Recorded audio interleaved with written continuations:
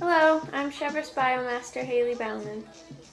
Hi, I'm her bio partner in crime, Caroline George. We've been hearing a lot about superbugs and antibiotic-resistant bacteria on the news, and it's a pretty scary and relevant current issue. We've all heard doctors advocating responsible prescription and researchers trying to find the miracle antibiotic that cannot be resisted. But what if we are ignoring the wonders of natural remedy? Several studies have shown that certain spices can actually have antibiotic abilities. From ginger to garlic to cardamom, scientists have found that these natural substances can actually fight bacteria. So we've been wondering, are spices the answer we've been looking for this whole time? So, it's time to pop the question. Which natural extracts have the greatest antibiotic effect? And how does this compare to more standard medical antibiotics? To conduct our experiment, we will need to buy one strain of normal E. coli and one strain of antibiotic-resistant E. coli. To answer the first question, we will inoculate 3 agar plates for each strain with an agar antibiotic disc that has been soaked in an antibiotic substance, ginger, garlic, or a standard medical antibiotic, in each quadrant of every plate. The antibiotic with the largest inhibition zone, the area where E. coli didn't grow around the disc, is the most effective.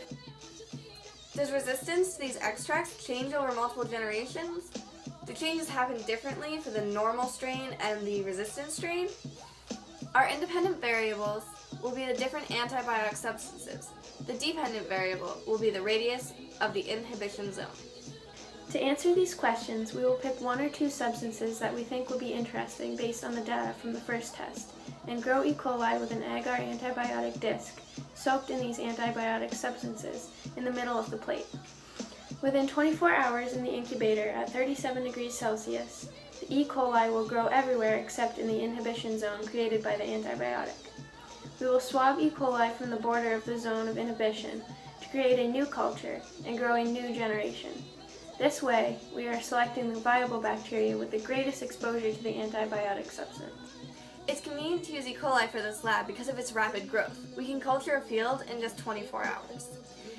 It's also easy to take care of E. coli. All we really have to do is stick it in the incubator at 37 degrees Celsius. We will encounter some challenges though. For instance, when we're culturing, we need to have perfect aseptic technique, or as close to perfect as we can get, because we don't want any contamination in our samples. Anyways, by the time we get a few generations going, our goal is at least 3, we may see the inhibition zone shrink, showing that the E. coli is evolving resistance to the antibiotic substances. We can then compare the rates of shrinkage and even the original and final radii to assess the relative effectiveness of our antibiotics and their effects on the 2 different strains.